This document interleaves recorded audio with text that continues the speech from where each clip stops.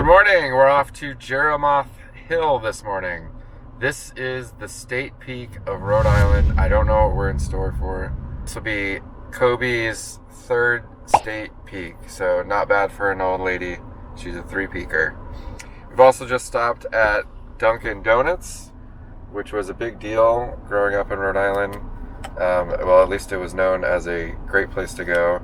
My brother was telling me they used to make the donuts fresh in the store, and that's why it was so much better back then. But nonetheless, I got some Dunkin' this morning, and we're up early, and we're gonna go hiking.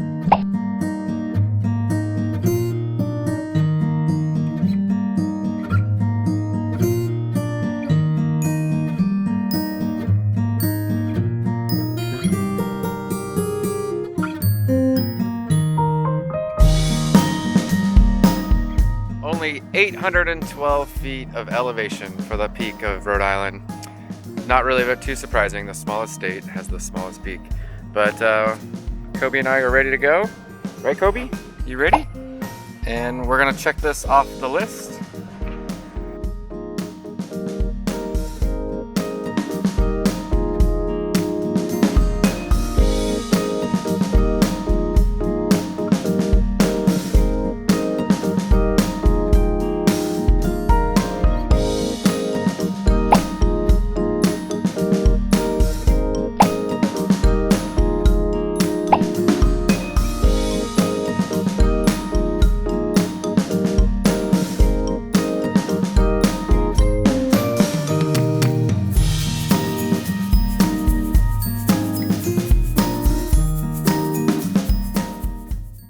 Well, that was it.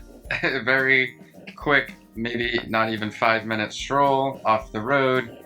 And Kobie and I right now are sitting at the peak of Rhode Island, Judith Hill. Actually a really pleasant stroll. And congratulations, Kobie. Not bad for an old lady. Your third state peak.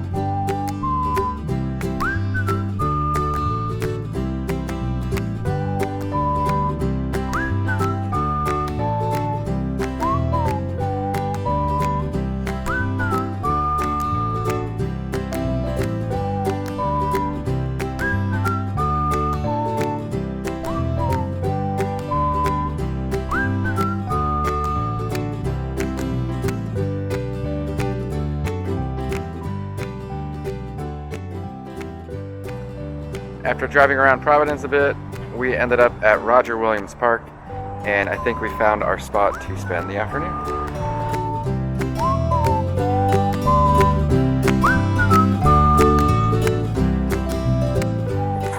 Oh, Kobie. No. Stay. Oh, dear. You got muddy. You okay? I don't know what that stuff is.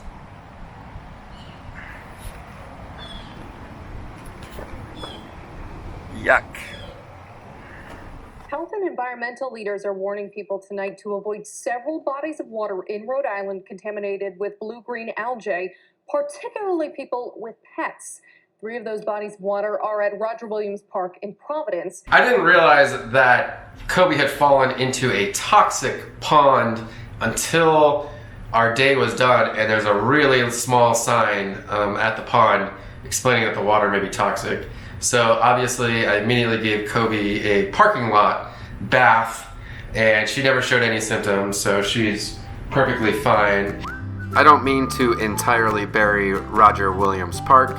There were some other lakes that were obviously much cleaner than the one Kobie dipped in, and a lot of people having picnics, and it seems like a really nice place to spend your afternoon.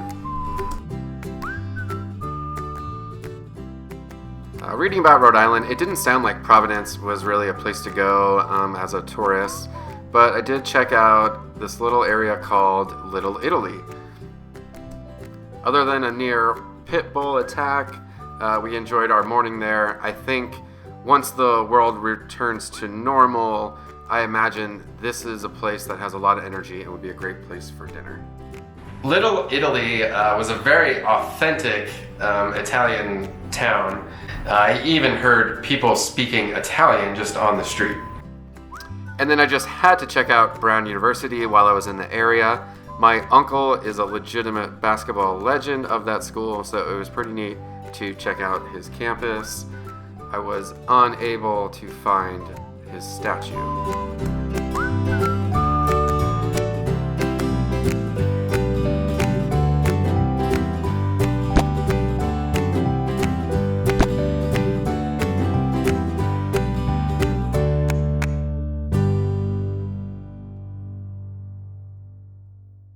At the very end of this video, I'm going to tell you the secret about Scarborough Beach that the lifeguards don't want you to know about, so don't miss that. Part of the fun of any trip with Kobie is simply the journey itself. At the airport, Kobie always seems to have a bounce in her step. People are always impressed with her escalator skills. Kobie seemingly gets millions of smiles at the airport. In fact, she sometimes seems appalled when someone walks by her and doesn't smile. Kobie came fully prepared on this trip to Rhode Island.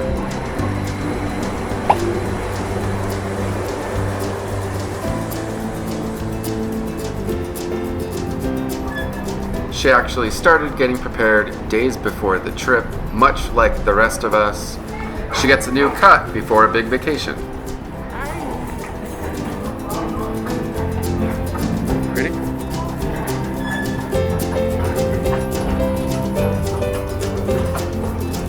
Excitement actually begins as soon as I'm packing my bag. She knows there's a chance that there's a big trip coming up. Flying itself has always been a breeze. She's so well behaved in her old age and calm. Maybe the flight even makes her a little nervous, which calms her down even more, and she just wants to stay by my side.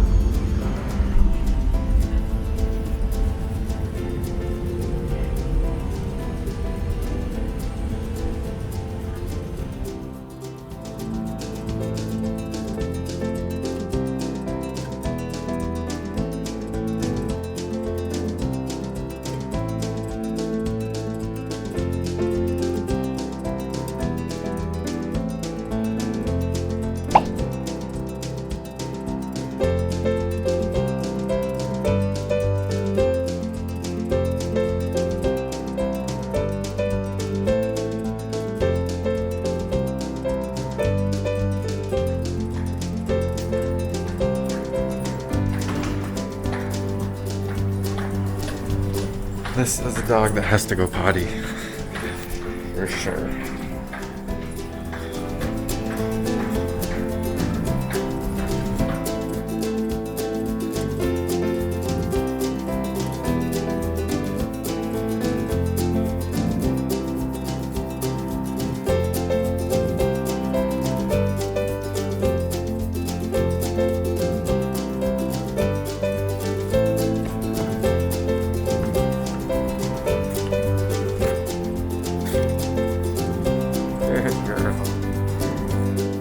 Holding in her potty is certainly a small price to pay for all the fun that she had that week, and also all the joy that she brought myself and family.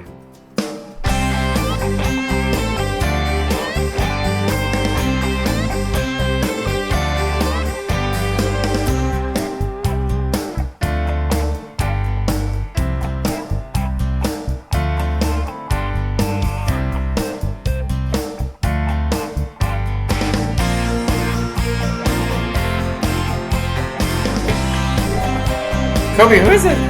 Who is it?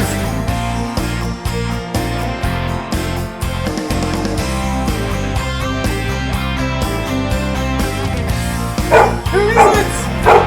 Who is it?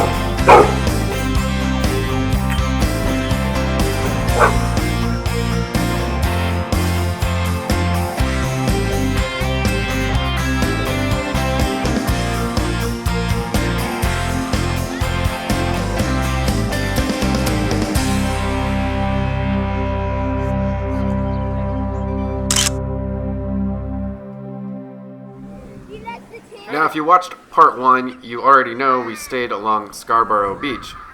Scarborough Beach said it did not allow dogs, but we kept Kobie on a leash during the day and nobody said anything.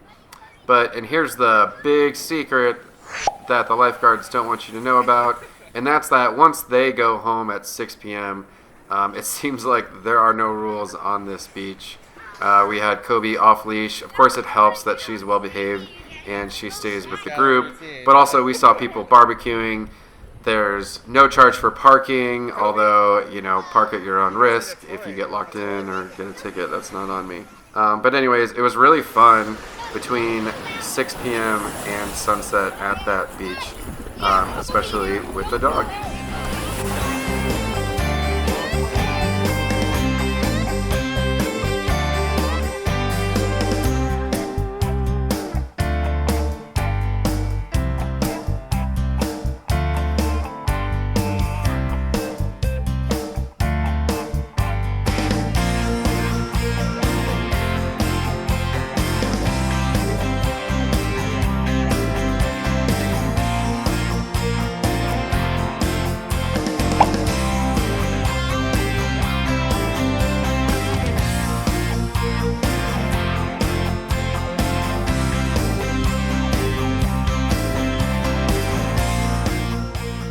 If you have any questions at all about traveling with a dog, go ahead and put them down below. Be sure to check out part 1 if you haven't seen that already, and be sure to check out part 3 of my Rhode Island series.